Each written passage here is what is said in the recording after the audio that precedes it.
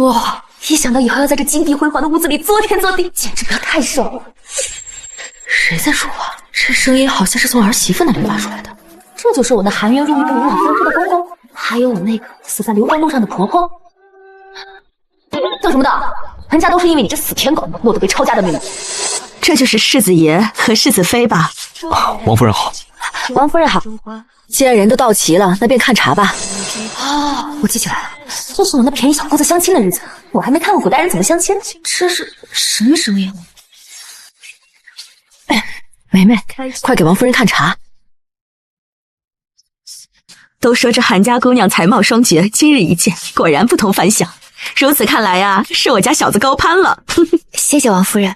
哎呦，王夫人，您不必自谦，谁不知道您家公子老实诚恳，家世好，学识高，清廉正义，配韩小姐这样的名流千金呢，那是刚刚好。好啊，好。为人老实，这死男人叶希真不知道搞大多少的肚子。王家这么着急的娶她，就是想找个背锅侠，给那些庶子们找个便宜的主母。老实，要是飞机，那这王家就是飞机场了。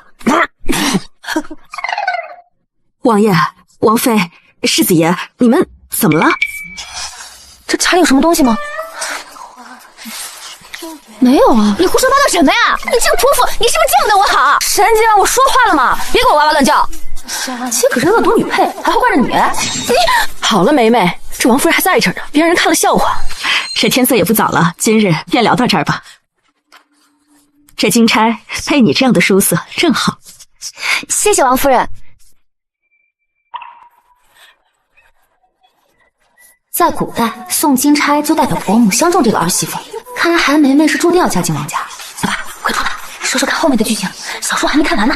韩梅梅嫁到王家之后，一直生不出孩子，王家宠妾灭妻，先头让韩梅梅嫁妆不说，更是在韩王府倒台之后，将韩梅梅送进了官窑。不可能！你急了一炸干什么呀？你想吓死人啊！好了好了，妍儿，为父想跟你单独聊一聊。是。豆哥，你先回房吧。这家子准备背着我说什么秘密啊？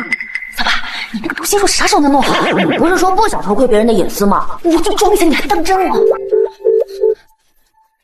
那爹娘，儿媳就先告退了。啊，去吧去吧。儿媳真的走了？他们到底要背着我偷偷去什么？好奇，好想吃瓜。王爷、梅梅，你们都听到了吧？是啊。老爷、梅梅七爷，你们都听到了吧？是啊。那你们说这窦氏的心声是真的吗？我才不信，他也不知道在哪儿学的什么心术，糊弄人。哎呀，此事有待考察呀。豆哥确实与往日很不一样。这事可马虎不得，这关系梅梅日后的终身幸福。好在现在这事儿还有回旋的余地，这过几日王家公子会邀请梅梅去踏青，到时咱们再好好考察一下。对对对，王公子家世品貌皆是一流，我看他就是嫉妒，故意在心里诅咒你。哼！夕颜，过几日踏青，你叫窦氏也带上吧。这不知道怎么的，我这心里总是不踏实。是娘。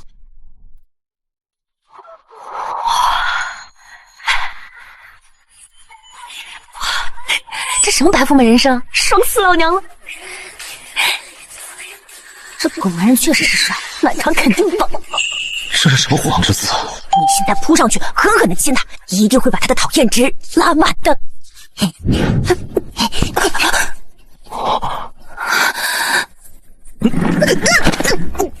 我靠！我一个如花似玉的姑娘，扑倒你还推我！韩七爷，你是不是男人？粗鄙不堪，真不知道窦丞相是怎么想养出你这样的女儿的。我粗鄙！狗男人，你别后悔！老娘一个恶毒女配，站在你头上拉屎都行，想为女主守身如玉，我偏不如你的愿。你想干什么？苏总，皇上，先烂他的嘴，他的厌恶值拉得越高，你就可以越快完成任务，返回现实世界。都是你放肆！娘，大哥去叫窦氏吃饭都那么长时间了，怎么还没回来？他不会有什么危险吧？别胡说，你大哥一个大男人能出什么事儿啊？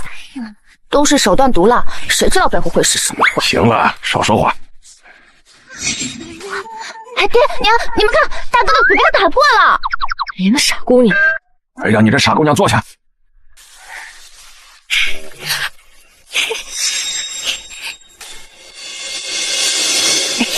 都是你简直太放肆了！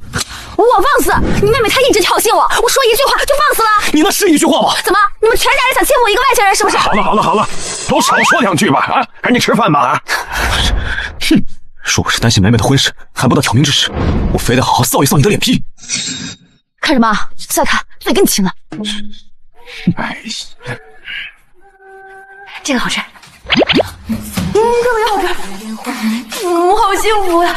终于不用再吃9块9的拼好饭了。慢点，这个死丫头吃的也太好了吧！老公可口，饭菜也可口。云，难不成他不是原来的豆科？我吃饱了。陆主，别光顾着干饭，刷仇恨值啊！哎呀，知道是王府，不知道还以为什么鸡开窝呢。这菜狗都不吃，狗不吃我吃。怎么样，小八，我够了毒吧？漂亮，这是真毒死你！哼，还说不吃，你刚刚吃的比谁都多。我吃是给你们面子，如果惹我不高兴的话，就都别，就都别！哎，什么镯子这么重？铁做的？上好的梨花木，重得很，显得你有学问是吧？我就回房了。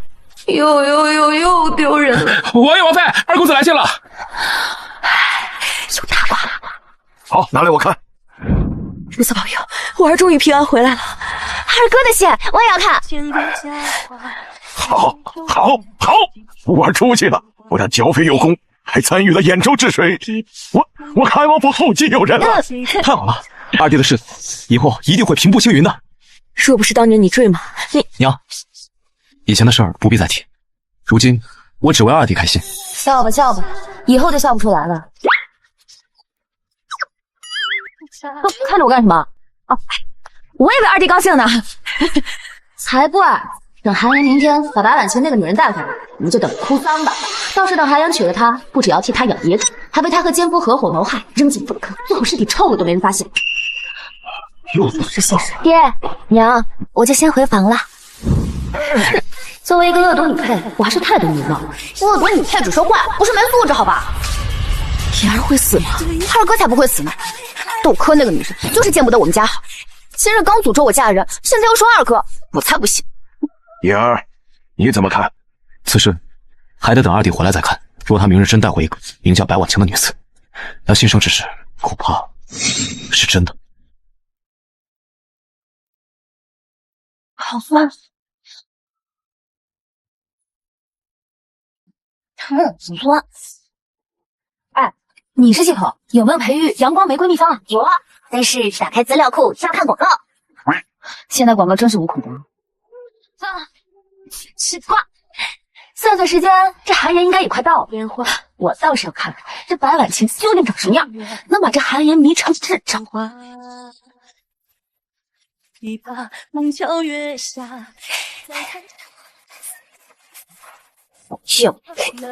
又跟过来。哎呀，我就喜欢你看不惯我，一瞪就掉我的样子。你啊，打我咋？行了，别让人看笑话。我不跟你一般见识。哼，你以为我愿意跟你一般见识？宿主，别说韩梅梅想打你，有时候我都想打你。你就说我这仇恨值拉的好不好吧？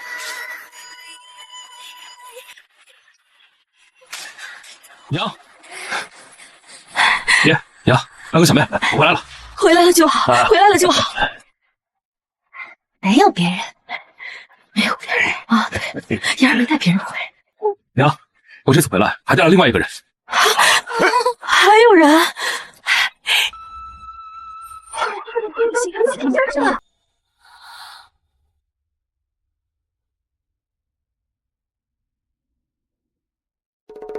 我还以为是什么绝世美女呢，就这韩岩这恋爱脑真是没救。谁在说话？岩哥哥，我没有听见有人在说话。难道是我的错觉？妍儿，这位姑娘是谁啊？别叫白婉晴，别叫白婉晴，老天保佑啊！在下白婉晴，见过王爷王妃，世子妃，韩小姐。完了，老天爷没听到我的许愿呀。他心里还有一个叫小八的声音，看来就是那个小八通晓未来之事，还真是世界之大无奇不有啊。死定了，豆蔻的心声都是真的，在他心声里，我和二哥可都没有什么好下场啊。爹娘，大哥小妹，你们怎么全都一副心事重重的样子？是不是婉晴说错话了？别紧张，我家人都很好相处的。妍儿，你带这个白姑娘回来干什么呀？严哥哥，我……别害怕，爹，我想让婉晴住在王府里。他大哥为了把我从土匪窝里救出来，受伤去世了，我不能扔下他不可以。娘，他大哥都因为我去世了，只是让婉晴住在王府里，这都不可以吗？你以前不是这样的。既然他大哥救了你，那我们自然也不能做忘恩负义的人。还是大哥明事理。不过要报恩，也没有必要非得放在王府里。我可以托管家在京城别处找一座宅子，这样一来，白姑娘也可以自在一些。哥，你说的没错，我这就让管家去办了。没事儿，严哥哥，我不住在王府也没事的。那怎么行？怎么能让你一个人住在外面？你大哥都因我丢了性命了，你放心，我一定会护你周全的。这是真轴啊！全家都劝他别把这个祸害带回家，这还不听，真是好言难劝该死的鬼啊！难道我刚刚听到的是大嫂的心声？太离奇了，为啥大嫂要说婉晴是祸害？大嫂，你觉得婉晴应该住在王府里吗？我就是来吃瓜的，关我屁事啊！哎呀，又不是怀有身孕，在府中怕是会被人笑话啊，不如放在外面宅子里，以免影响我们白姑娘声誉，不是？对，这主要就是怕影响白姑娘的名声。其实我和婉晴，其实我怀了严哥哥的孩子。对。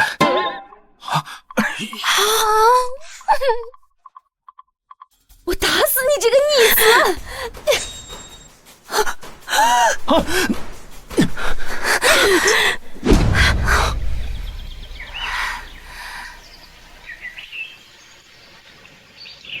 娘，我打死你个逆子！你说你学什么不好，在外面搞大人家肚子你？怎么，傻了？还好有你保护我，差点就被打到了呢。主动抱我了，男人。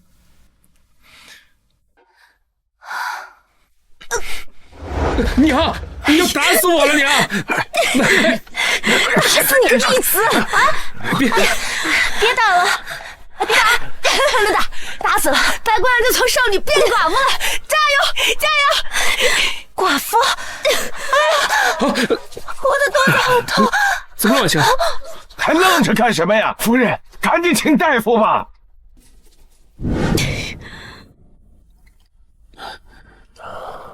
白姑娘确实是喜脉，从脉象上来看，已经2个月有余了。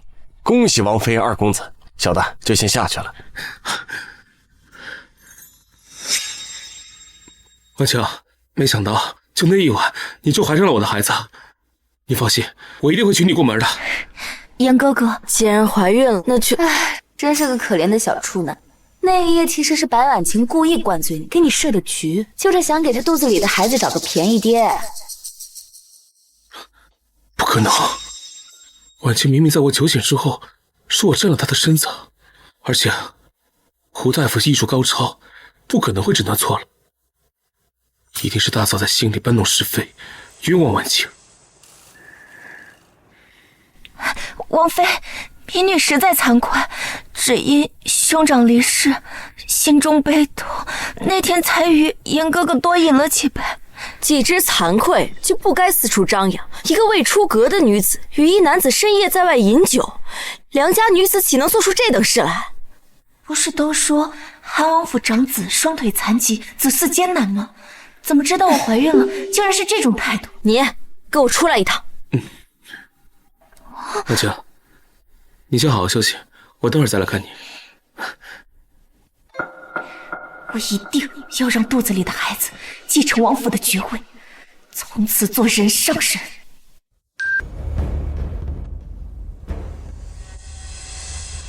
二弟，陪我去书房聊聊。可是娘，去跟你大哥聊聊吧，毕竟很久没见了。是娘。你们两个陪我到后花园走走。是。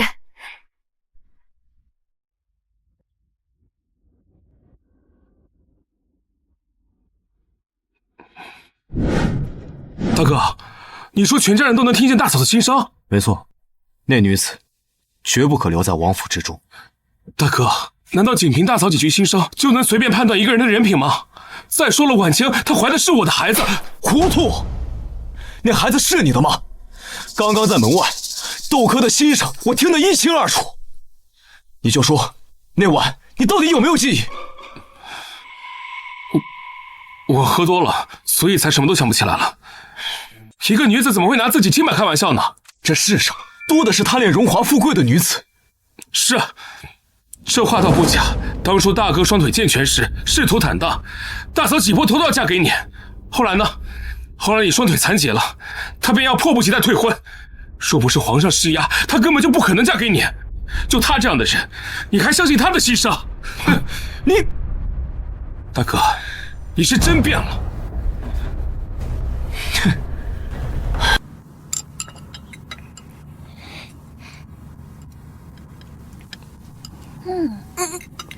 哼，大嫂你好大的架子，竟让全家人等你吃饭。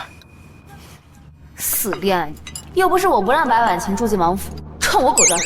不好意思，姐可不是软柿子，不懂长嫂如母的道理，轮到你来教训我。哎，莲儿，都少说两句，坐下吃饭吧。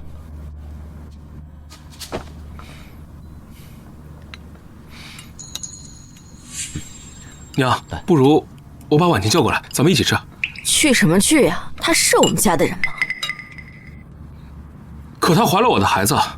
你个傻子，那是你的孩子吗？你去乱说。二哥，我懂你，就像我也不愿意相信王五会把我送进官衙，可是嫂子的心声实在是太神了。妍儿，你母亲已经吩咐小厨房给她做好饭菜，送进她院子了，饿不着她。快吃吧啊！奇怪，我记得在原著里，这一家人对白婉晴不是这个态度。后面韩岩被白婉晴和奸夫杀害，抛尸粪坑，直到尸体臭都没有人怀疑过他。我被抛尸粪坑？怎么可能？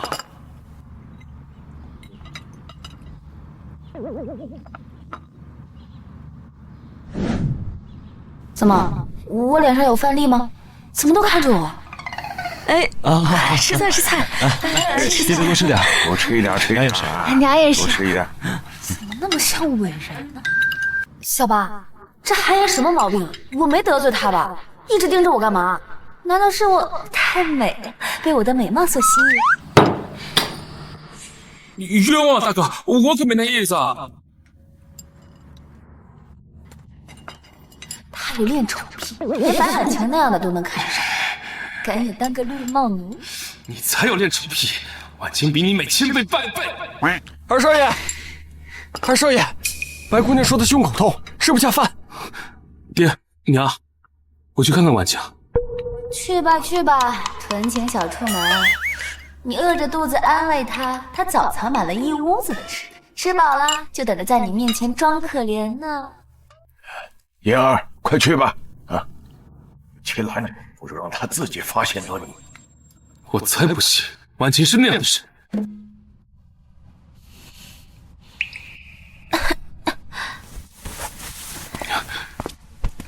你怎么不吃饭？你肚子里还怀着孩子？我，婉晴，你该不会真的跟大嫂说的一样，已经吃饱了吧？没事儿，怀孕了都这样。那个是我觉得这屋里好闷啊，你可以陪我出去走走吗？不是这。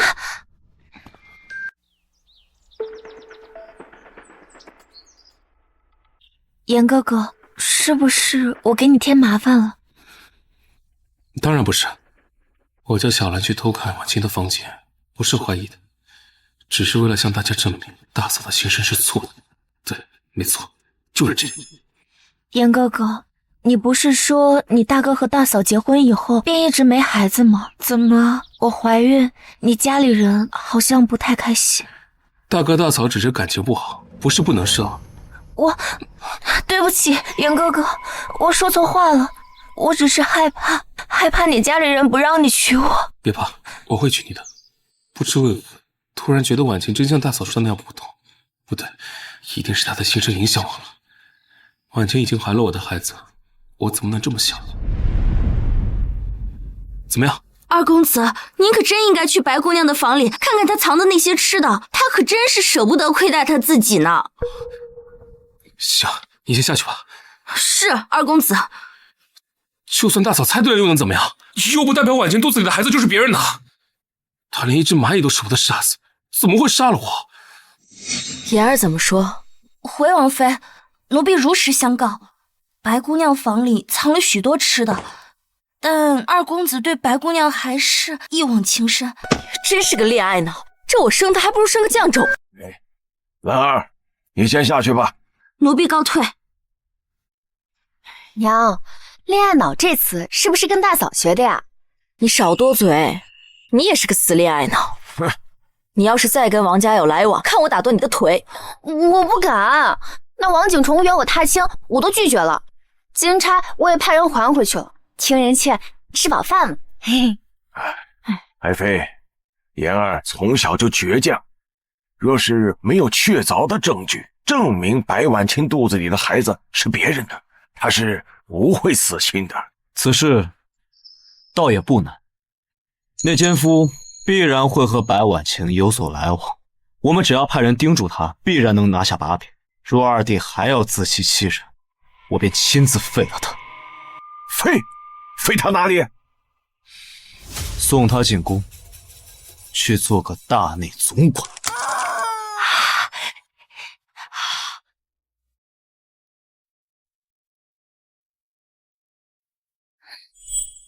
明天是你爹过寿的日子，你得去相府走剧情。当时我穿过来的时候，你可没说强制走剧情，那些雌竞撕逼的剧情，狗都不奖励豪华游轮一艘。演，狗不演我演。大概是要走个什么剧情啊？你和女主发生争吵，大庭广众之下扇女主耳光，辱骂女主，通过你的嚣张跋扈来彰显女主的柔弱坚强。等所有人都来心疼女主，演的就是恶毒女配，打扮的这么漂亮，就是为了去见窦仙儿啊！果然是个死舔狗。谁说我是为了窦仙儿？你在这等等，我回去一趟。小五，走。是。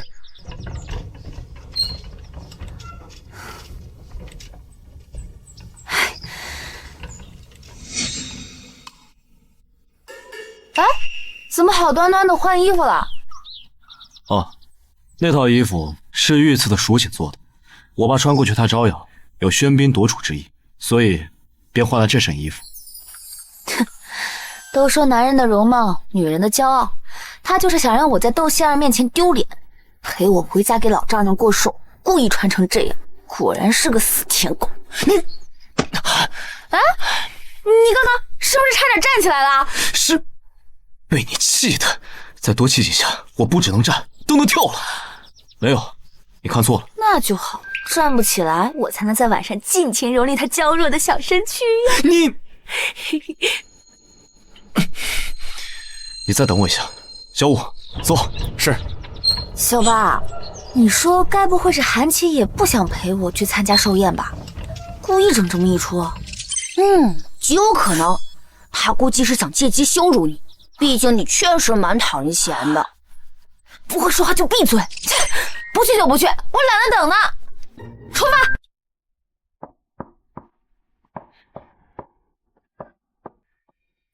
世子爷，不行，太素。这个不行，太阴。世子爷，其实你穿什么都可以，毕竟今天主角是老丈人。你是觉得我在这又唱又跳的丢人现眼吧？奴才不敢。我看你敢得很。世子爷，要不然你就将就一点，世子妃还在门口等着呢。再去给我拿2套。好，世子爷。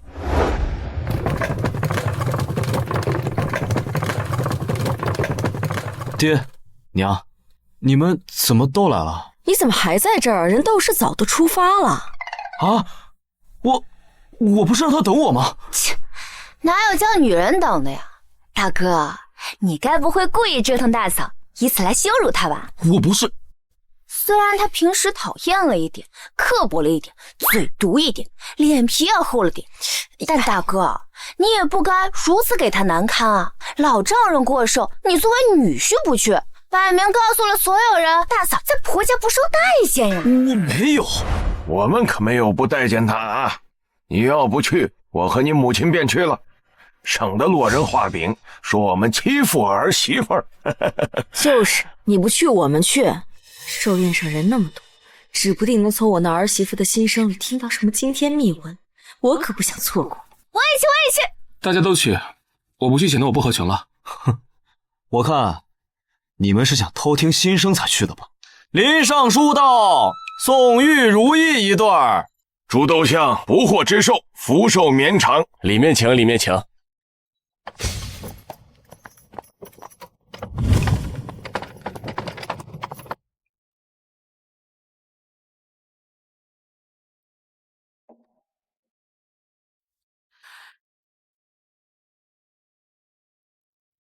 韩王府世子妃到，宋玉茶壶一副。世子呢？为何没跟你一起前来？他不来就不来呗，我来不就行了？为人妻子，以夫为天，你看你说的这是什么话？哎呀，这老登还真是会蹬鼻子上天，什么老封建，还以夫为天，他怎么不上天和太阳肩并肩啊？你说什么呢？你是不是要气死我你？我没说话呀。你是不是年纪大，耳朵幻听啊？得去治一下。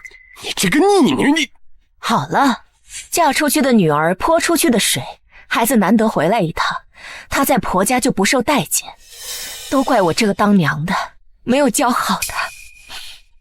这不是你的错，你已经尽了一个做娘的本分。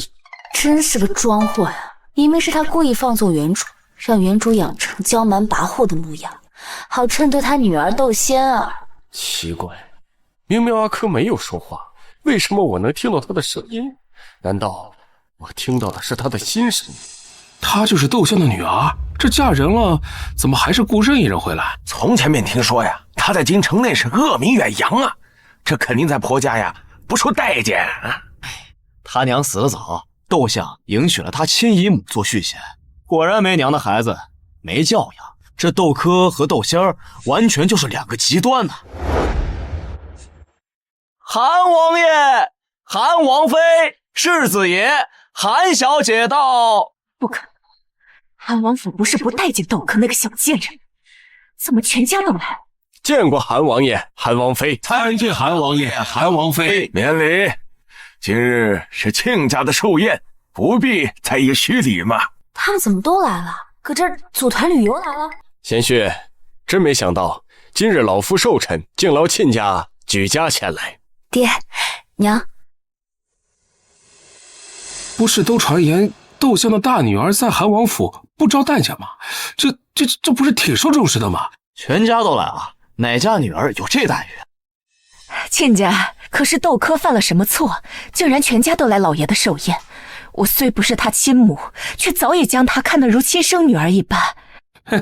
我就说嘛，原来是惹祸了，招得婆家人嫌弃。该不会是韩王爷一家是上门讨说法的吧？真要吵起来，窦相岂不是很丢人呢？死绿茶，挺能演啊！没机会都要创造机会，破坏我的名声。老娘今日非要让你见见什么叫真正的口吐芬芳。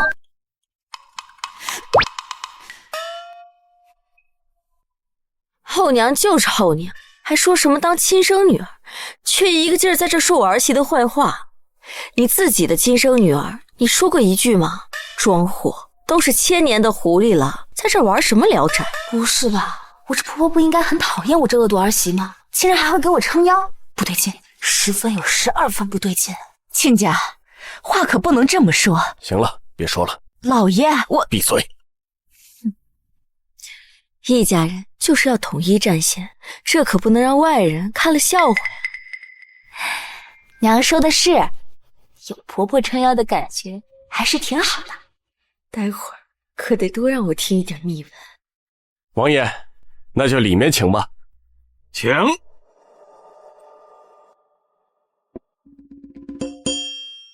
夫人，仙儿呢？仙儿前日去庙里拜佛，听一个老神仙说，出嫁的女子若是长时间不孕，定是有晦气缠身，特地寻了一个除晦的仪式。还是仙儿想的周全呢。那窦仙儿所谓的除晦仪式，就是让我跨火盆，结果故意打翻火，烫坏我的脸，留下一道丑陋的疤。仙儿从小就善良，怎么可能干出这种事？姐姐，小姐，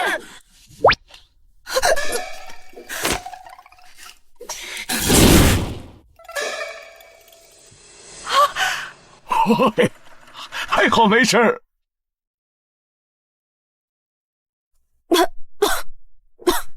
仙儿，仙儿，娘，阿哥的心声居然都是真的。爹，你看姐姐是不是分明想要毁我的容貌啊？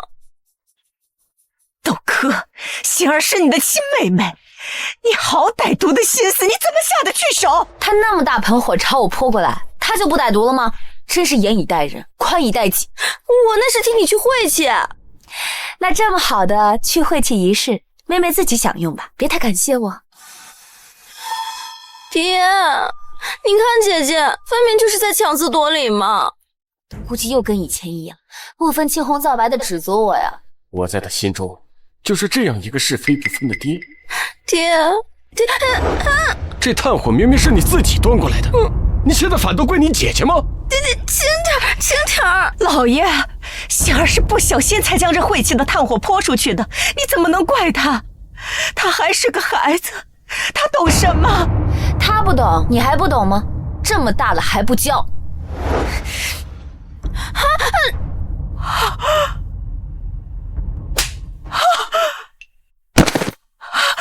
仙儿，你没事吧？你不教，有的是人帮你教。来人啊，快把小姐扶下去！小贱人，我不会放过你的。你要怪就怪我吧，反正我没错。这窦仙儿冤枉我那么多次，我还他一巴掌，算轻的。科儿，你以前受了这么多委屈，为什么不告诉我？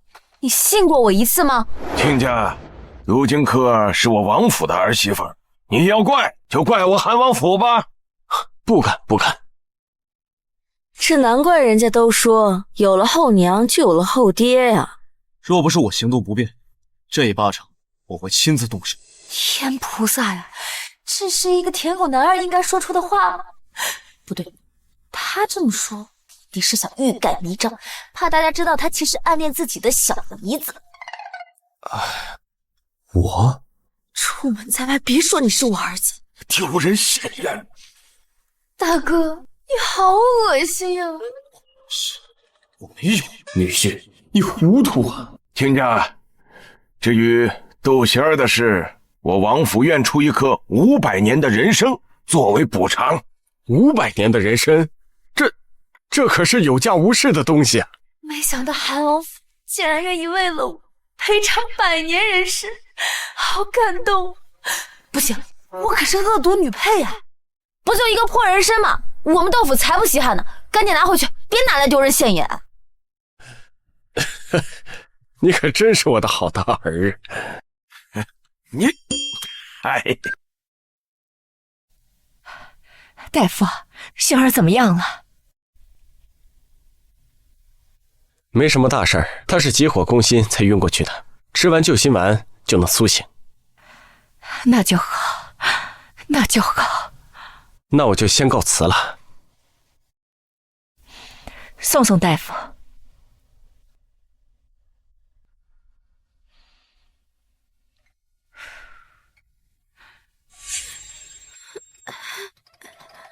娘，我不甘心，她明明都已经嫁给那个瘸子了，凭什么过得那么好？凭什么韩王府的人都那么喜欢她？她就应该被所有人嫌弃，过得很惨才对啊！也不知道那小贱人灌的什么迷魂汤，现在连你爹都开始向着他。我不会让他得意太久的。来人，替本小姐梳妆打扮。来，好久不见呀！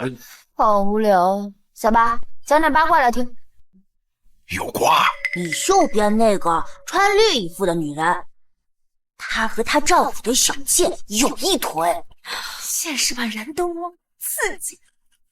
你左边那个穿蓝衣服的男人是大贪官，睡觉用的床都是金子做的。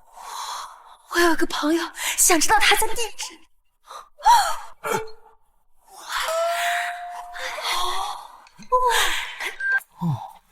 来，皇兄，来，这品相一看就可以，再给你倒一杯。真难受，喜结连理，瞧放心的事儿。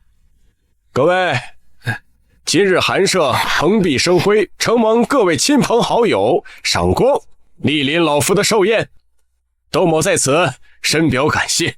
这杯薄酒，我同夫人一起敬各位。来，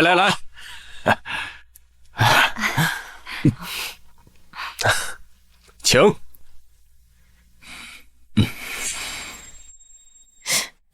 你怎么了？喝太急了，头有点晕。王妃，我送姑爷去休息一下。这也好，去吧。不对劲，我闻到了瓜的味道。你又怎么了？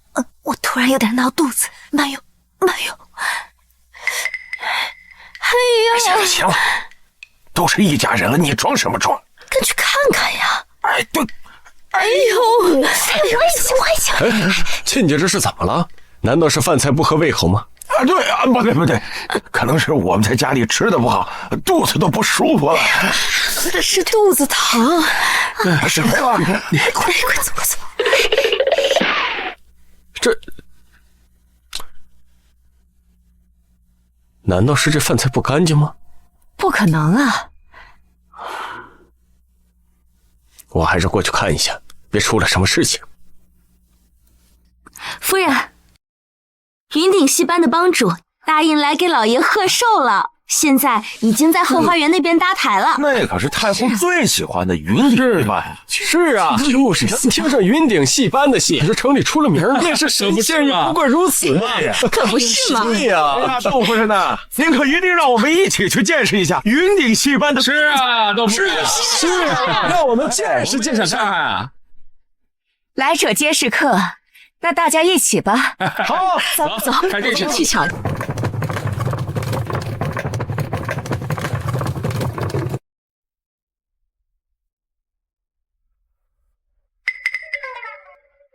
这是哪儿？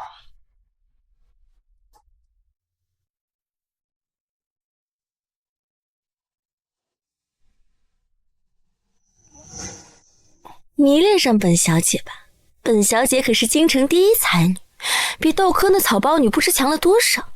窦科，到时候你的男人就是我裙下的一条狗。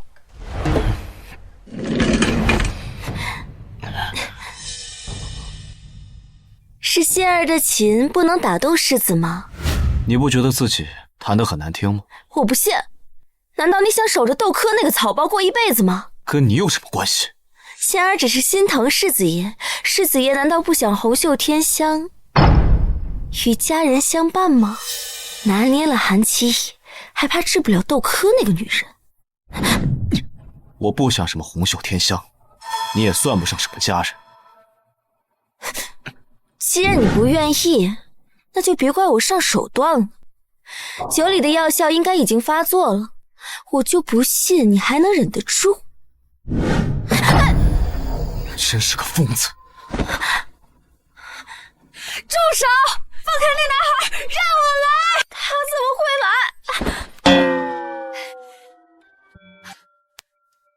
娘子，我跟他没……好像跟原著剧情不一样。那怎么看韩姐也不像个舔狗。现在不是舔狗，以后也会是舔狗，你就当他是舔狗吧。姐姐，你没想到吧？韩世子其实爱的是我，就算你占了世子妃的位置又如何？他的心里只有我一个人。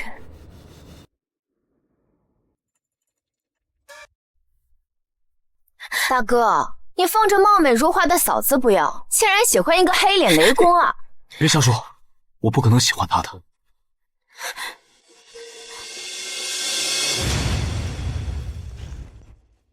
仙儿，你不是应该在房间吗？这是怎么回事？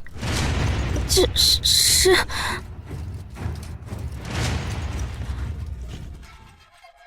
仙儿，你这是怎么了？不是说跌过兽花园不会有人吗？怎么会来了这么多人？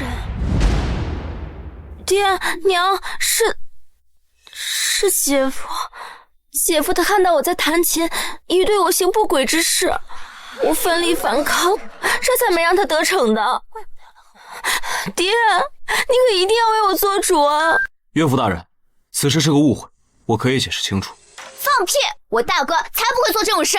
亲家，此事重大，不可只听他一面之词啊！我儿他绝对不可能做这等无耻之事。难道我一个女子还会拿自己的清白开玩笑吗？对，女子岂会拿自己的清白开玩笑？就是啊，没错，今日你们韩家必须给我们一个说法。要什么说法呀？脑子是不是被门夹了？我夫君一个双腿残疾不能行走的人，他如何去调戏窦仙儿？爬着去吗？哎，对呀，对呀，我怎么没想到呢？听君一席话，如听一席话，确实是啊。你们瞧，世子双腿残疾，怎么去调戏窦仙儿？是不是？退一万步来讲，就算韩王世子真的要调戏窦仙儿，那窦仙儿自己跑开不就行了吗？哎，对呀，就是啊。娘子心里一定有我，才会为我说话。没想到有一天，我还能拖着2条断腿的父。还好大哥瘸了，不然嫂子真的要误会了。儿媳妇要是闹河里，我以后可上哪吃瓜去？吃得好呀，至少儿媳妇是保住了。不是的，不是这样的。混账！来人，把二小姐快递地窖，没有本相的允许，任何人不准把她放出来。老爷，爹，慢着，小子，我仇恨值还没拉够，我的大幼体，我来了！大小姐驾到，通通闪开！既然我丈夫没有调戏你的话，那就是你勾引他喽。你想干什么？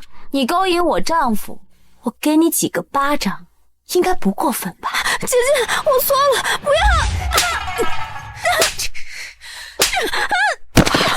仙儿，仙儿，娘，别怪姐姐心狠，长姐如母，姐姐只是教你怎么做人。老爷，仙儿这情况要是进了地窖，她身子受不住的呀。够了，这就是你教出来的好女儿。你再说，连你一起关进去，带下去。仙儿，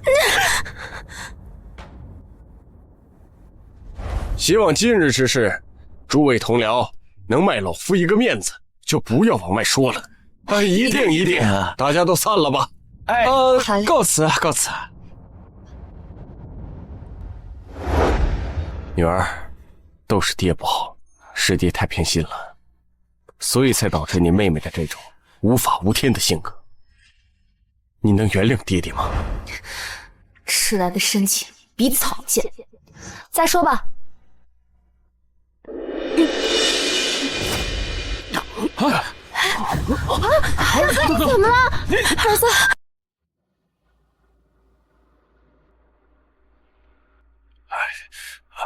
胡大夫，犬子这是怎么了？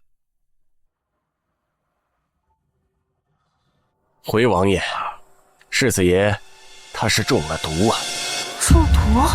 我大哥只不过去了一趟豆腐赴宴就中毒了，说我哥有三长两短，我一定要血洗你们豆腐！灵儿，冷静点。二公子不至于，世子爷他就是中了合欢散。大夫，什么是合欢散？哎，这个就是喝了之后，哎呀，出去吧。哎呀，这里不适合你，出去玩吧。那个胡大夫，这合欢散要怎么解啊？想要解这合欢散，还得要世子妃来呀。啊，我？若是不解，世子爷恐怕会坏了根本。哎呀，儿媳，你可一定要救救你夫君啊！大嫂，刚才是我不对，我在这里向您赔不是。你有任何要求，我都满足你啊。那窦仙儿在韩七野身上下了合欢散，可真够卑鄙的。不过今天可就便宜我了，自古男主是女主的，男二都是观众的。今晚我要替观众尝尝鲜。爹娘，你们说什么呢？只要能救夫君，我一定拼尽全力。哎，阿哥，你倒也不用拼命啊。韩七也真不是人，我的老腰，那脖子盖儿啊，我的胳膊肘啊，都断了。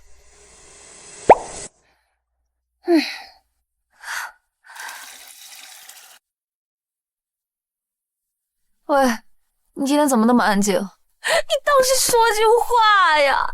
这是和谐内容，我爸说不归我管。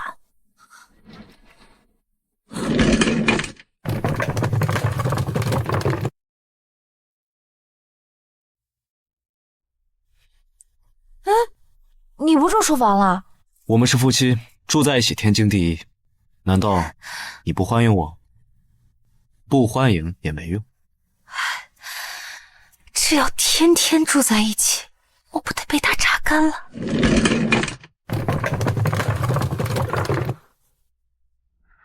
爹，娘，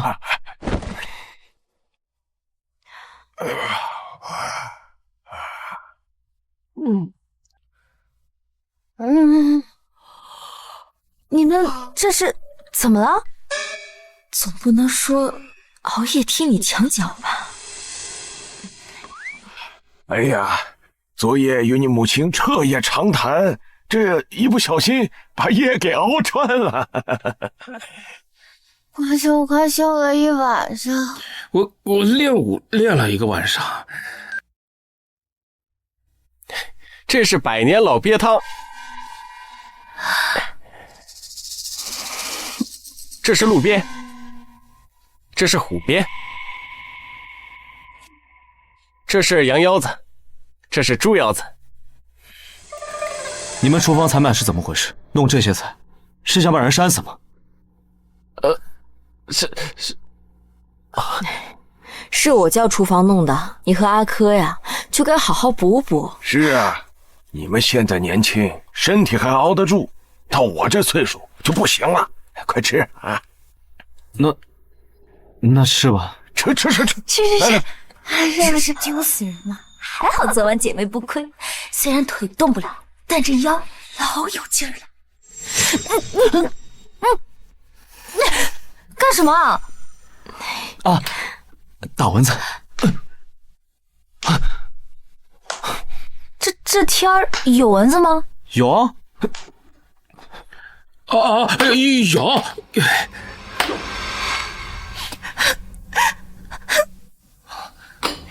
你怎么来了？你怎么伺候的连个人都看不住，就让他这样跑到前院来？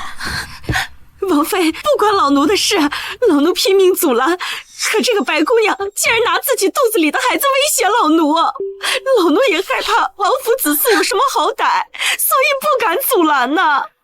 没有。严哥哥，你要相信我，我只是太想你了，所以才来了前院。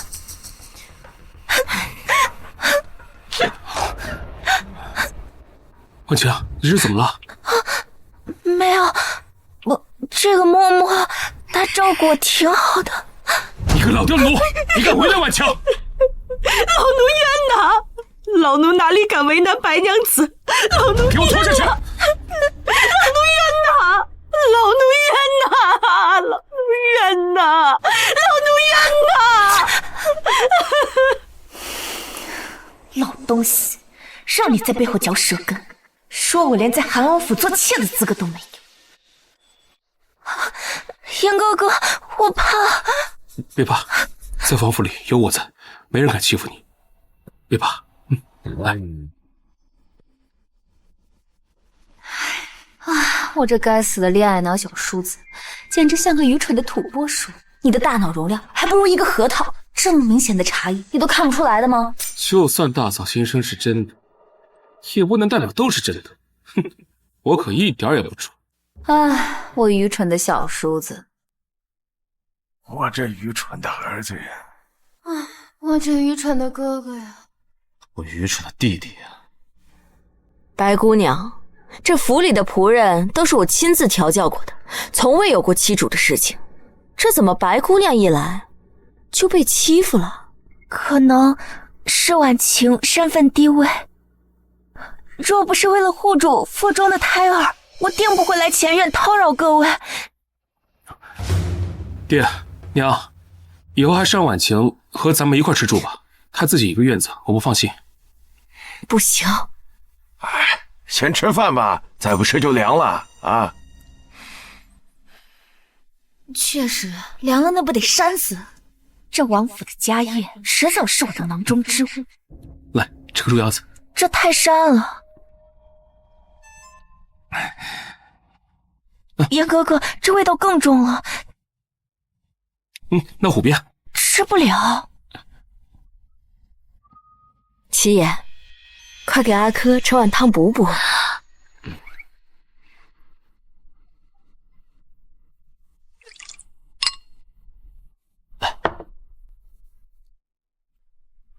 你多喝点，这我们还等着抱孙子呢。你说你们要是生个儿子，我们就把这小世子之位传给他；这要是生个女儿，我就进宫求皇上封个小郡主。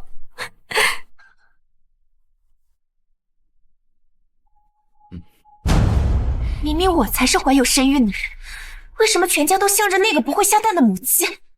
若她怀孕了，这王府怎么可能还有我的容身之处？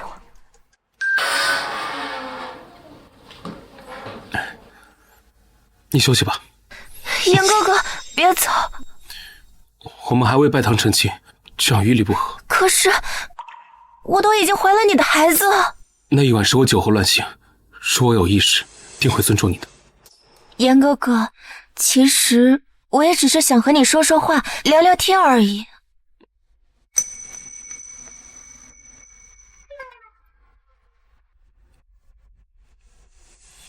严哥哥，你明明有功勋在身，为何王爷会把世子之位传给大哥啊？毕竟他双腿残疾。我大哥15变从军，在边塞生活了7年，打了无数场胜仗。韩王府能有今日，全是我大哥用命换来的。这可以，我真想替他参棋。以后这些话不要再说了。我就是随便问问的。好了，天色不早了，我去回房了。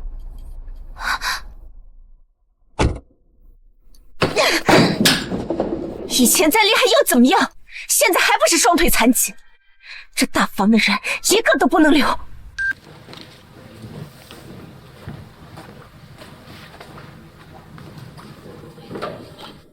怎么了？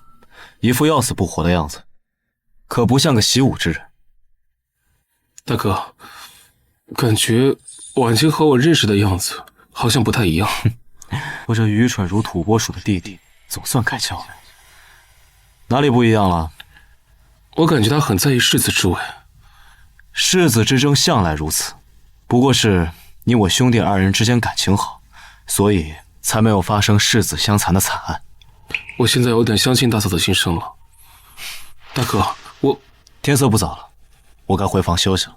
大哥，你再陪我聊一会儿，我实在睡不着。睡不着就去操练，这漫漫长夜，我可不想陪你干聊。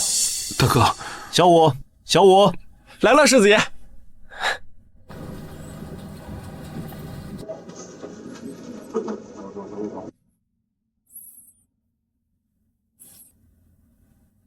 大哥，你变了，变得让我陌生。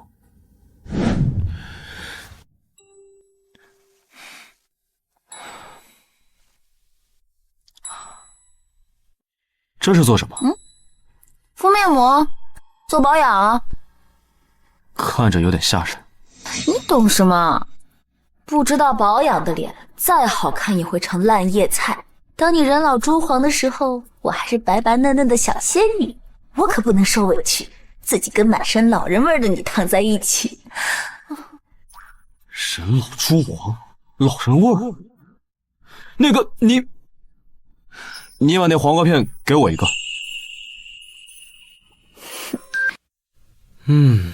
确实挺舒服的。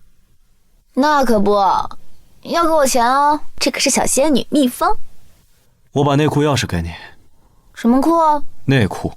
内裤，三角形那种吗？有时候你说的话我完全听不懂，像是来自另一个世界。可不就是来自另一个世界吗？就算你来自另一个世界，此时此刻你也是我的妻。我内裤里的东西全都是前些年军公赐下的御赐之物，还有黄金万两，良田千顷。我把内裤钥匙给你，日后你便是它的主人了。你说那内裤不是三角形内裤，而是装钱的内裤？对啊，是用来装钱的，里面都是我的私产。相公，你也太好了吧，我爱你啊！这个，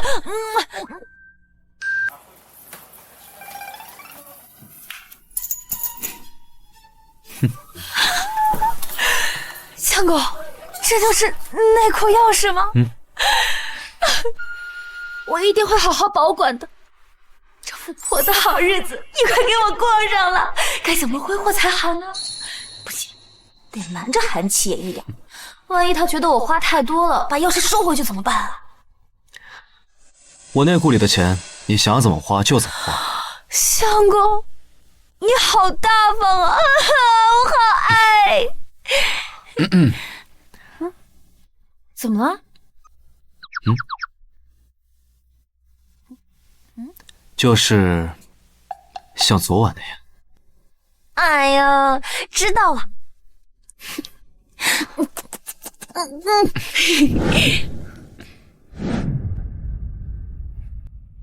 娘，请喝茶。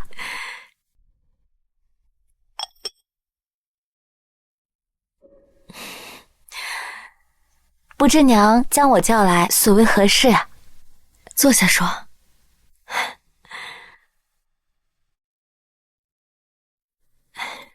这京中女子相伴踏青，你作为梅梅的长嫂，能不能陪她一起去啊？这梅梅年纪尚小，性子又活泼，我总不放心。原来娘是想让我陪小梅去踏青啊，这是打着给韩梅梅踏青的幌子相亲，想让我这个当嫂子的去长长眼，这热闹必须凑，指不定能听到什么大瓜呢。我怎么就没想到人多必有瓜呢？不过我今天这活动我实在不适合去，不行，待会儿得吩咐梅梅，让她留一点她嫂子的心声。这确实是有点麻烦，不过没关系，谁让我是她嫂子呢？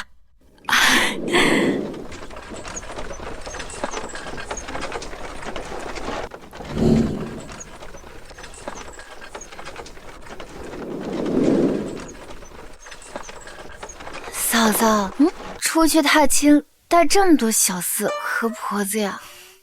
你不懂，别问。这就不懂了吧？这种狗血文人，意外比你妈妈的唠叨还多。我现在可是有小金库的人了，出门在外还不得多备几个保镖保护自己啊？嫂子总说些让人听不懂的话。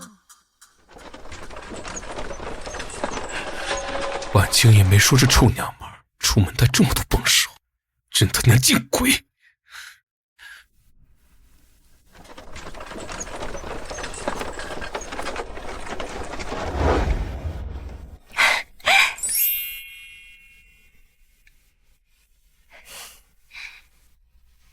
梅梅，你来了。这位是我嫂子，她是来跟我玩的。嫂子，这位是江源，是我的手帕胶。姐姐好。你好。走吧。我们去那边吧。道科，你怎么会来？哟，这不是我那被关进地窖的妹妹吗？怎么这么快就被放出来了呀？什么关进地窖？你别胡说八道。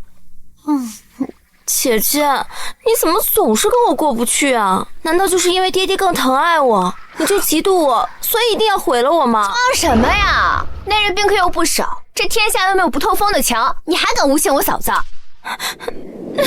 姐姐，那天是我生了病，脑子不清楚，所以才会胡言乱语的。求求你放过我吧！干什么？放开！这怎么打人啊？得饶人处且饶人，仙儿是你亲妹妹，你怎么能这样？就是对亲妹妹都如此，对别人还不知道如何跋扈呢。豆蔻，你这个蠢货，从小到大哪一次斗过我？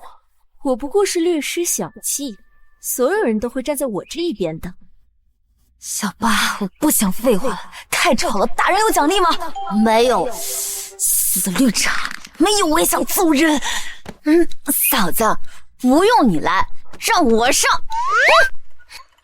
让你绿茶，让你绿茶，让你绿茶，让你绿茶，让你绿茶！妹妹，怎么晕倒了？妹妹，是我被打了，我被打了！闭嘴！豆蔻，你别太过分！你给我闭嘴！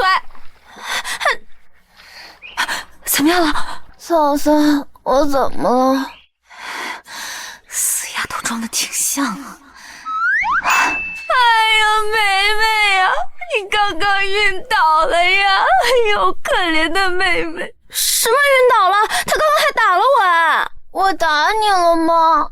仙儿姐姐，对不起啊，我可能是犯病，所以控制不住我自己。就像仙儿姐姐那日在伯父寿宴突然发病，胡言乱语，于大哥，闭嘴！死丫头能出，有事她还是真伤啊！夸我了。哎呀，不过就是挨了几个巴掌，可我家梅梅却是晕倒了。这件事情孰轻孰重，谁都一目了然啊，对不对？要不这样子，要我说，此事就此作罢。你也不要怪他打你，他也不怪你害他晕倒，怎么样？哼，他晕倒关我什么事儿啊？谁不知道他是撞伯父寿宴？算了就算了。哼。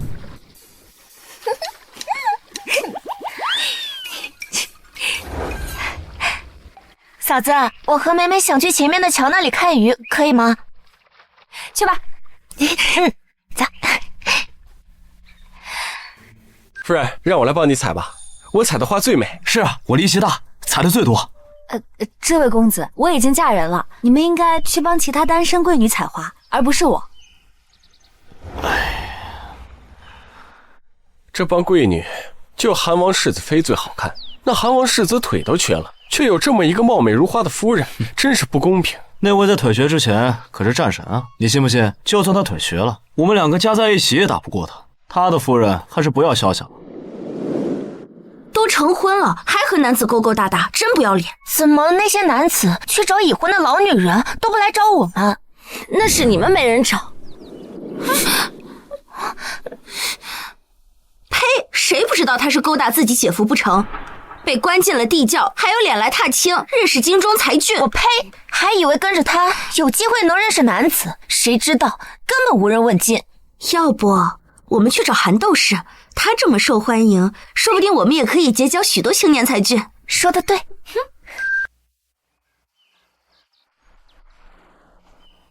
姐姐，你都采了一些什么呀？我采了蘑菇和花，我采了一些花和果子，姐姐要吃吗？这俩人不是一直跟着窦仙儿无视献殷勤，非奸即盗，不会是有毒吧？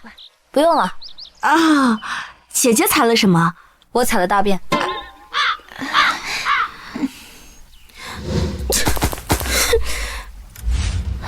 不好了，梅梅落水了！不好，这踏青活动有诈。所有保镖，随我出动！怎么了？是不是落水了？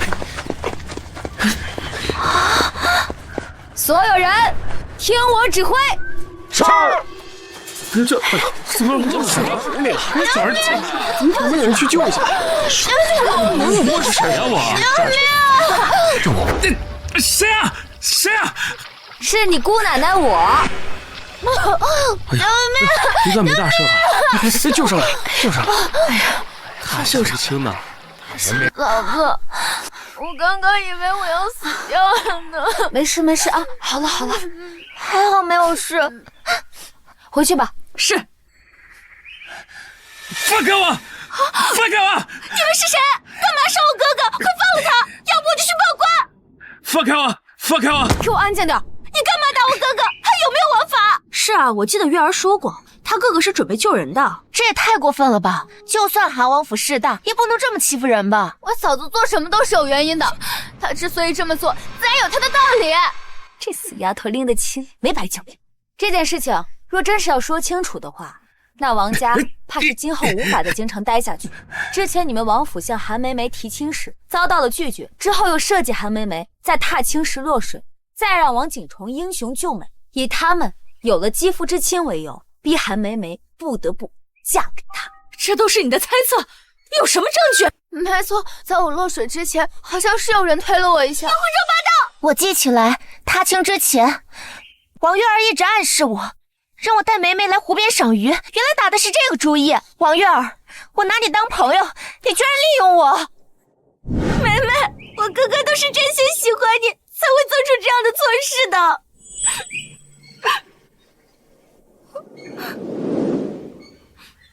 姐姐，这王公子要财有财，要貌有貌的，就算真做了什么错事，那也是太韩梅梅了。你又何必如此咄咄逼人呢？没错，我哥哥就是因为太喜欢韩梅梅了，真幸福啊！这世间难得有情郎。韩梅梅，要不你就嫁给王景崇算了吧？你们怎么可以这么说？没事，嫂子跟你舌战这群傻逼。你们那么喜欢助人为乐是吧？不如你们嫁给他好了。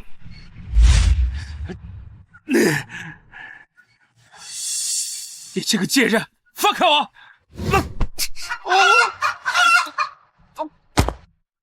你别太过分了！打他没打你是吧？给我安静一点！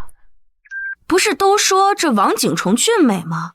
这长相也不好看啊，看着比我爹精神还差。我呢，略懂一些医术。这王景崇的样子，一看就纵欲过度，而且身上还散发一股淡淡的腐臭味。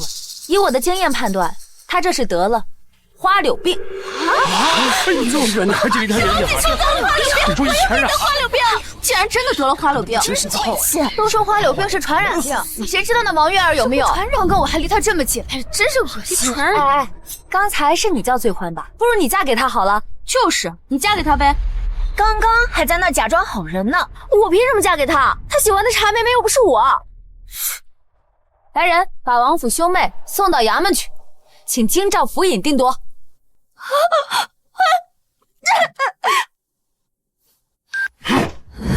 真是岂有此理！那王家简直是欺人太甚！我已经和京兆尹打过招呼了，绝不会让王家轻易的捞人。嫂子，还好有你，不然我就要嫁给王景崇那个人渣了。没事儿没事儿，你不是也帮我做了窦仙儿吗？咱们扯平了。哼，就算那王景崇不坐牢，我也要扒他一层皮。哎，你这孩子别冲动，可别真闹出人命来。娘，我有分寸。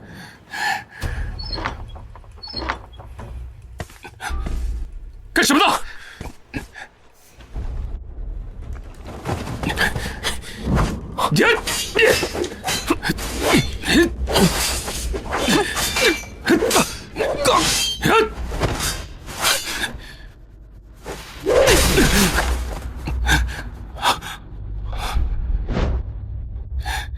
这个人应该是我认识的人，不然他不会这么害怕看见我。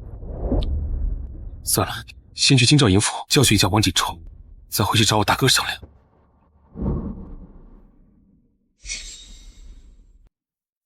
我和婉清的计划不能再拖了。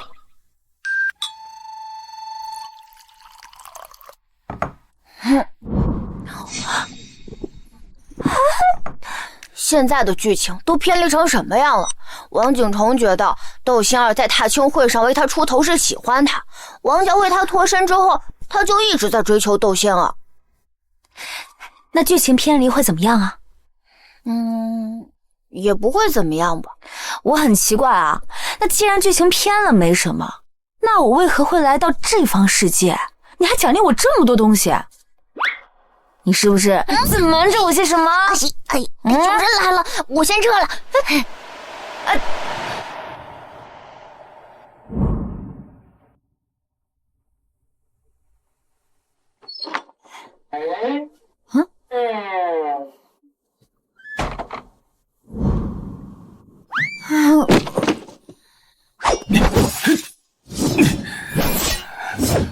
严哥哥，不好了！我刚才听说有2个人翻墙进了西院，好像是盗贼。那可是大哥大嫂住的地方，真是岂有此理！光天化日竟敢进王府行窃！放心吧，娘亲会为你扫平一切的。大哥，你们都听说了吗？那盗贼真是胆大，要是被我抓到了，非得给他千刀万剐！我娘子还在房间，切莫伤了她。放心吧，大哥，我有分寸。走。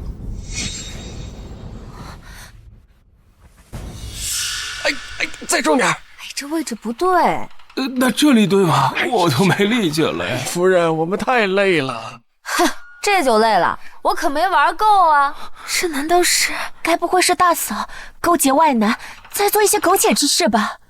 大哥，你也别太……是不是因为我太没用，不能满足他，所以他才……可不就是因为你没用，不然你娘子能找别人吗？就是，为什么别人的娘子不找别人啊？就你的娘子找别人，你得从自身找原因呢。啊，那我以后找夫君可得擦亮眼。要是找到像大哥这样的，可不就完蛋了吗？大哥，不是我说你，腿瘸了，有些事该求助大嫂就求一下，别死要面子活受罪。不是，你们到底在说什么呀？大嫂是在偷人啊！要你多嘴啊！一定是打开的方式不对，他们没看到苟且的场景，所以才会这么淡定。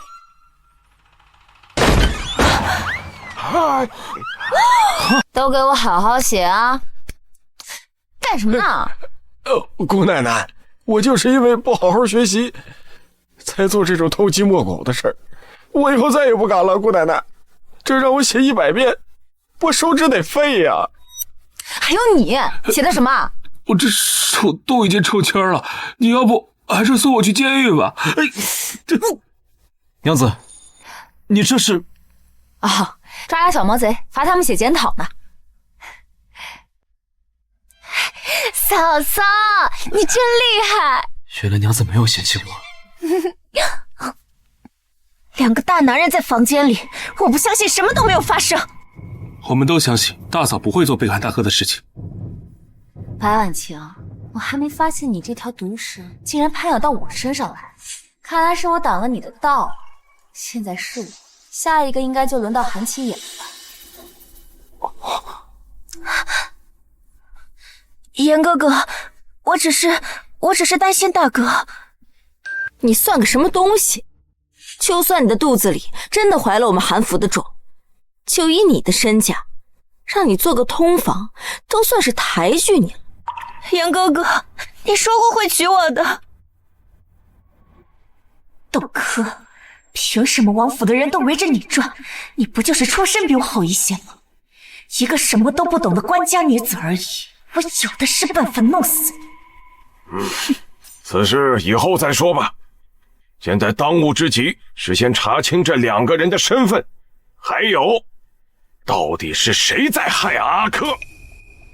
我该怎么提示他们这件事跟白婉晴有关呢？算了，先收集证据吧。现在说出来也没人会信。说吧说吧，我们都信。大嫂，你是我的神啊！你说月亮是方的，我都信。把这2个杂碎押入刑部大牢，18般酷刑轮番伺候，我就不信撬不开他们的嘴。还得是我相公你，没什么比严刑拷打更简单有用的。娘子夸我。来人，拖入刑部大牢。饶命，大人，饶命，饶命！我们什么都长，什么都长。饶命，大人！不用，先押入刑部大牢，严刑拷打，到时候嘴巴里套出来一定是实话。拖走。是。还好，寿廷哥将此事做得绝密，从那2个蠢货嘴里套不出什么有用的信息。婉晴，这些事都是你做的吗？不是，我那愚蠢如土拨鼠的小叔子是怎么发现的？我还没收集证据呢。不要再叫我愚蠢的土拨鼠了。严哥哥，怎么会？你也是知道的，我自打怀了孕之后，我就没有出过王府，我哪里找人去害大嫂啊？我知道，我身份低微，你们家里人都讨厌我，可是我真的没有害大嫂，我真的没有。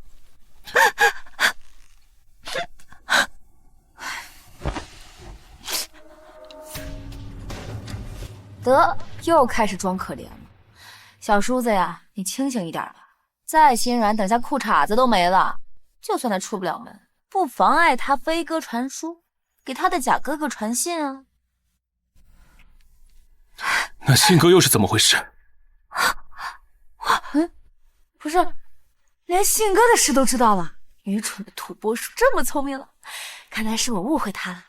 娘子，你没有误会，要不是你的心上，他现在还是一样的愚蠢。他是在诈我，这不可能，我不知道什么信鸽。小五，来了，世子爷。去，从厨房抓一只炖汤的鸽子来。汤来了。是世子爷让我煲鸽子汤的。你，我那是要喝鸽子汤吗？我是让你抓一只信鸽过来。二弟啊，那天夜里我们不是抓了一只信鸽吗？我刚好想补补身体，所以便炖了汤喝。那只就是你用来传信的信鸽。不，我不知道，不是我。他在狡辩。哼，真是太难缠了，他一定还有同伙。你大哥白寿天是不是没有死？你们是不是骗了我？那哪是他大哥呀，分明就是秦哥哥。白婉晴是白寿亭家里养的童养媳，白寿亭很看重白婉晴肚子里的孩子。你现在只要假装对他出手，对方肯定会沉不住气来救人的。严哥哥，白婉晴，我杀了你！不是这样的，我杀了你！这也太突兀了吧，一点情绪过渡都没有，就突然……他可能太伤心了，所以控制不了自己的脾气，突然爆发了。严哥哥，我真的没有。我说了，谁都不能动我的家人！我杀了你！来人呐，宫殿手准备！原来这一切都是你们的陷阱！白大哥，白寿亭，那晚的黑衣人果然是你！若不是那晚，我早就怀疑那黑衣人是你，我也不会这么快相信大嫂的心声。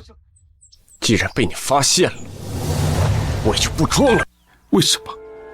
我真心拿你当兄弟，你为什么要骗我？因为我不甘心。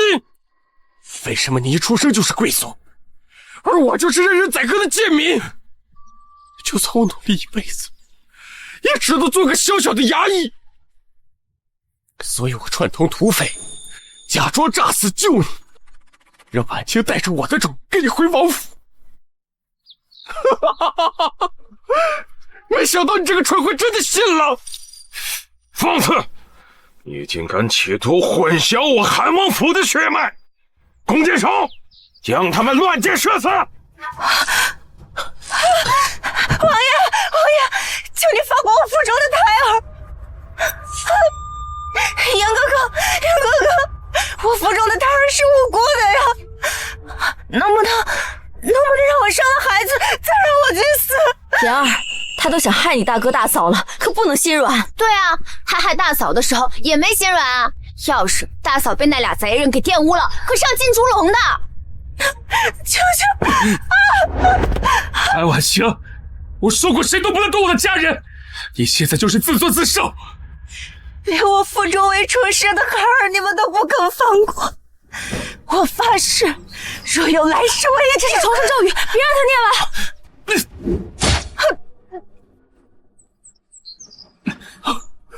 韩言，我杀了你！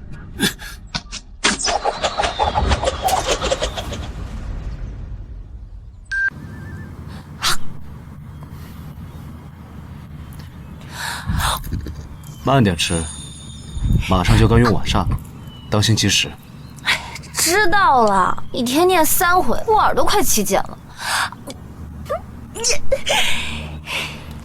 夫人，窦相府上又派人送信来了。不去，现在才来续这父女情分，未免太迟了些。夫人，您还是看看吧。传信的小厮说是跟夫人的嫁妆有关。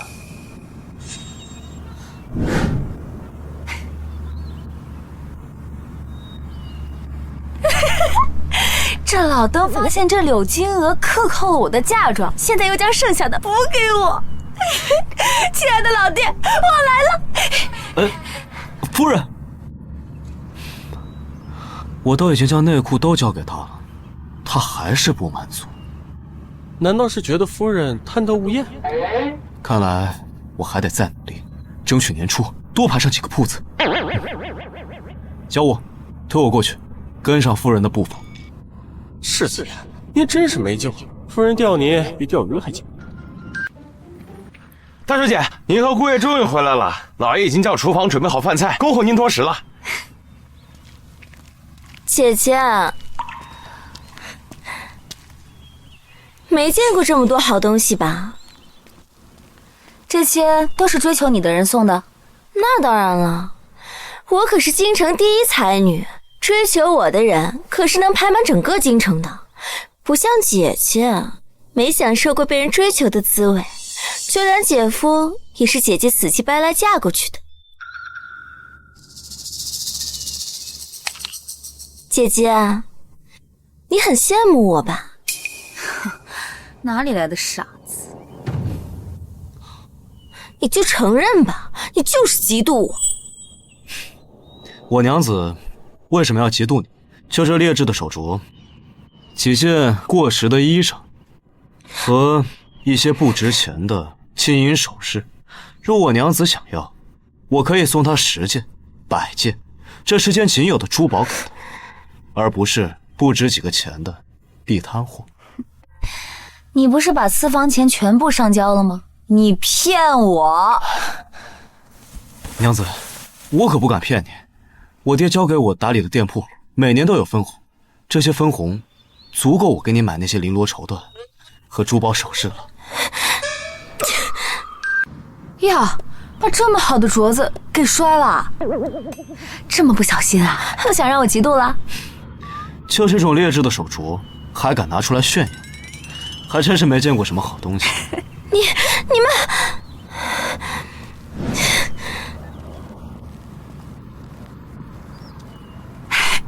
还真是不禁斗啊！来，女儿，这些都是你最喜欢吃的，多吃一点。谢谢爹。爹，这次回来是想拿回娘给我留下的嫁妆。好。天，这姐姐都已经嫁人了，根本就用不上那么多嫁妆的嘛。仙儿，那是他娘留给他的，即使他不需要，也不是你应该肖想的。老爷，仙儿的嫁妆本来就少，我这才想着从她姐姐那儿克扣一些。行了，他就是你这样惯的，所以才会做出这么多荒唐的事情。现在还想强占他姐姐的嫁妆，难道你们娘俩当我是死人不成？老爷，娘，女儿，你再吃一点。除了你娘留给你的那些，爹额外再给你增加一些。盯着我干嘛？强占别人的嫁妆，你还有理了？爹，今日我看妹妹她收了好多的绫罗绸缎，还有珠宝首饰，我想她今后应该也不愁嫁妆吧。仙儿，你是收了王景崇那个登徒子的礼吗？不是的，爹，你听我说。你混账！老爷，爹，混账！仙儿，王景崇他是个什么人？你也敢招惹他？他就是个地痞无赖。这满京城谁不知道他得了花柳病？你还敢收他的礼？爹，我不敢了，再也不敢了。要是让我知道你敢私吞，我就亲自打断你的腿。娘，仙儿没事儿，娘陪你退啊，别再惹你爹生气了。贱人，我是不会放过你的。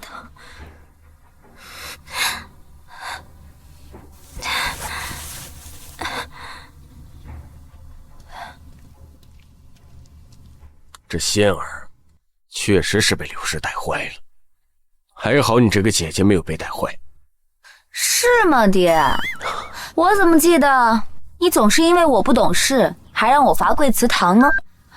我记得最长的一次是跪了3个时辰，还发烧晕倒。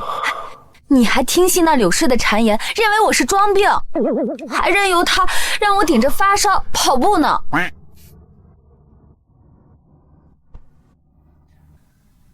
都过去了，从今往后，再无人能欺你分毫。阿珂，以前都是爹不对啊。不提了，不提了，来，吃饭吧。来，爹，我还是想要拿回娘留给我的嫁妆。好，吃完饭我就带你去库房。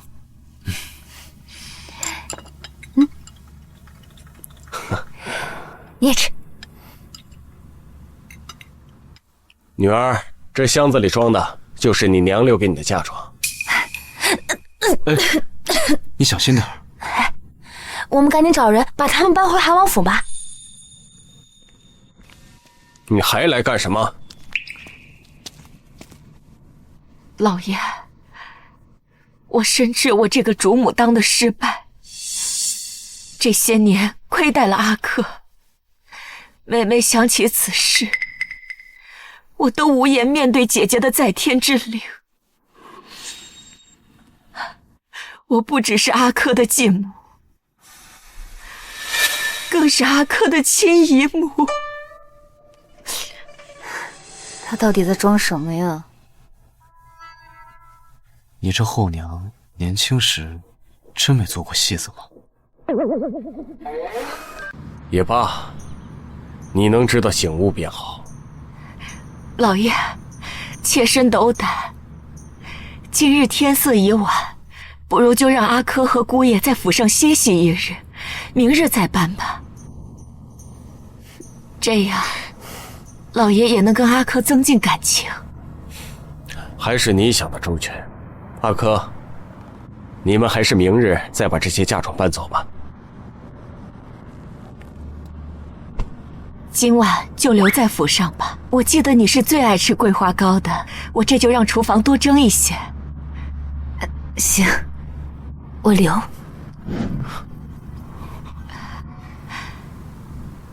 老爷，阿珂愿意留下来了，我这就去准备新的被褥。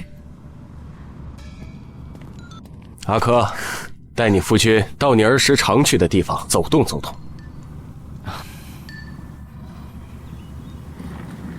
娘子，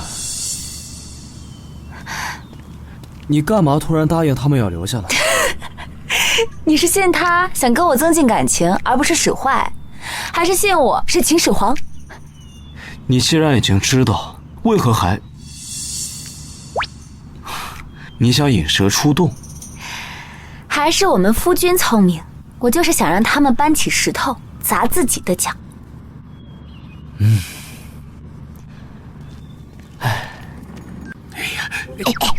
别闹别闹！哎，我是说，窦仙儿派你来干什么？本世子只是瘸了，不是废了。相公，你好帅！刚才那招有空教教我呗。娘子既然想学，为夫自然不能吝啬。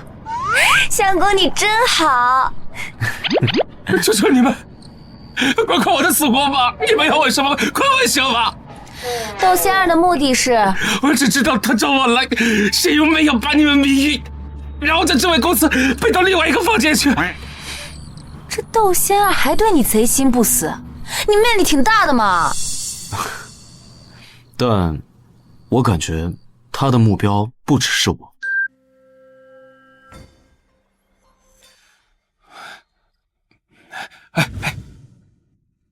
这窦仙儿的房间在何处啊？你可不要骗本少，否则吃不了兜着走。就在前面，王公子请放心，我们家小姐说了，今夜过后，他就是王公子的人了，绝无二心。这窦仙儿可真骚，比寡妇都会玩。就在前面。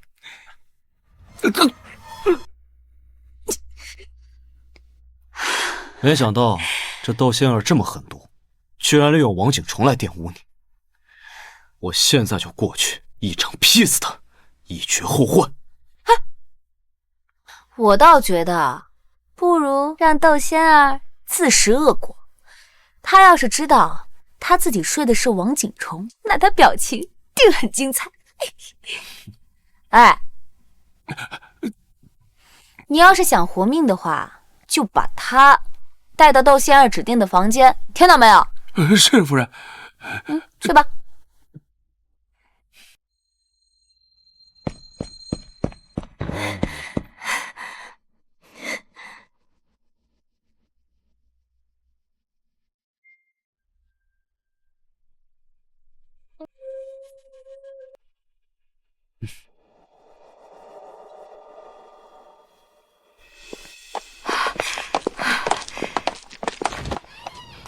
奸夫淫妇，你们！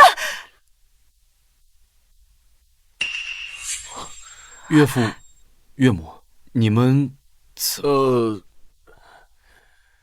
你都把我眉毛画歪了，你真是的！这怎么可能？如果韩琦也在这里，那我的星儿呢？这就是你说的不堪之事。我对你一忍再忍，你却一错再错。我看你是存心找茬，我要把你送到寺庙里，好好反省反省。老爷，我知道错了。若是让外人知道星儿有一个出嫁的娘，那她以后还怎么找婆家？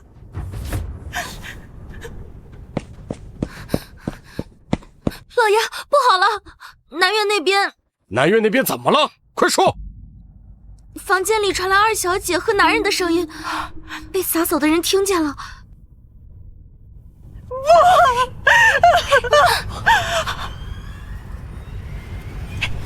相公，咱们一起看看吧。哎，七爷哥哥，我要，弄死你个小贱人，屁股比王寡妇的还翘啊！来人，给我把门打开！不行，不能进去，不能进去！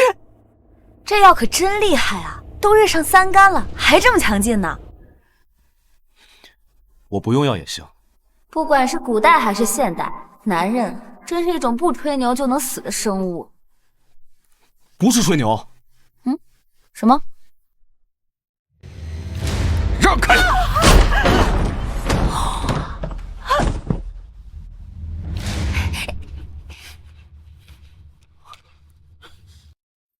来人，拿盆凉水把他们两个扑醒。干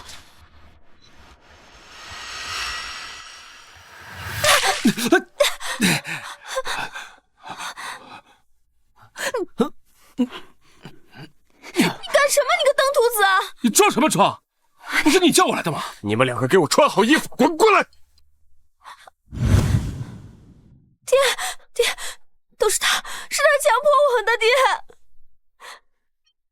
你放屁！明明是你这个荡妇勾引我的！你收了我那么多礼，还敢说我强迫你？好，岳父大人，这可是你女儿亲手给我写的信，约我卯时3刻来找她呢。还给我！去看。爹。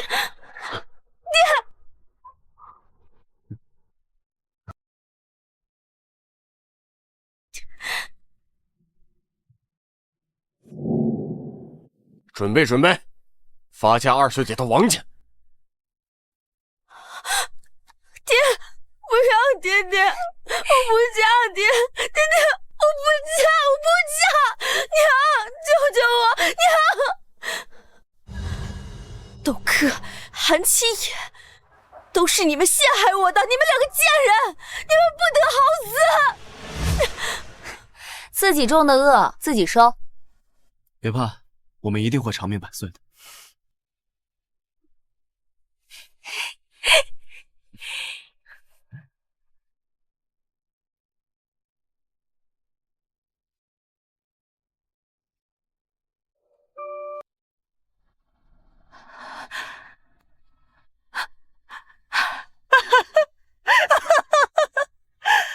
我女儿要出嫁，我要把那小贱人的嫁妆全都给我女儿。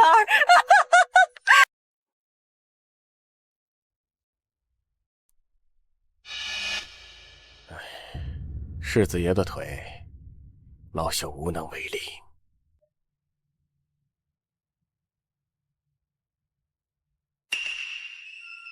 哎呀，没事儿，就算你的腿不能行走，也是一样强。太子依然让你带兵操练，就是最好的证明了啊！娘子，谢谢你一直陪着我。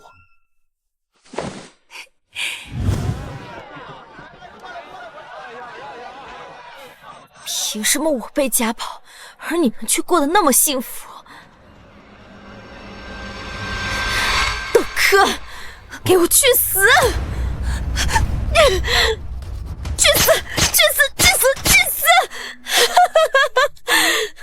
你笑够了没？官爷，有人在街上行凶！你怎么没事？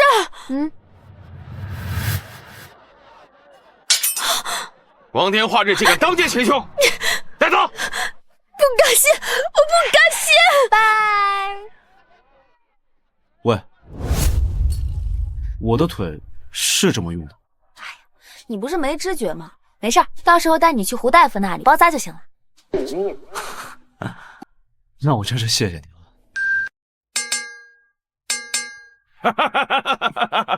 儿媳妇儿，你可真聪明啊！你怎么能想到用我儿这条废腿去替你挡刀呢？哎，儿呀，你这腿可没白费，没白费。爹，我还是你亲生的。哎呀，这说的，这幸好有你这2条废腿，这不然就要差点伤到我阿克。就是。我都多余问，大哥疼吗？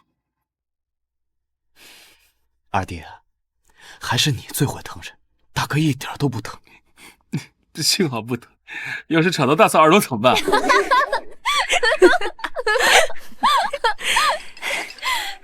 我现在心有点疼。让你为大嫂挡刀，又不是要你的命，大哥，你还不如我呢。就是。哎，出去，都出去！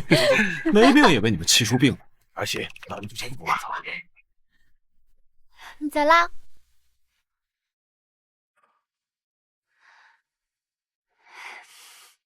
哎。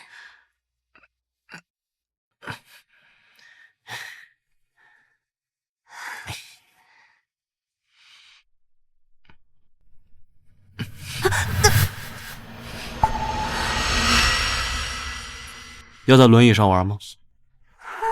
好羞耻！不行，我可是恶毒女配，怎么能羞耻呢？来啊，谁怕谁？反正我的腿没失去，我可以在轮椅上玩一整天。阿姐，我错了，我投降不玩了。晚了。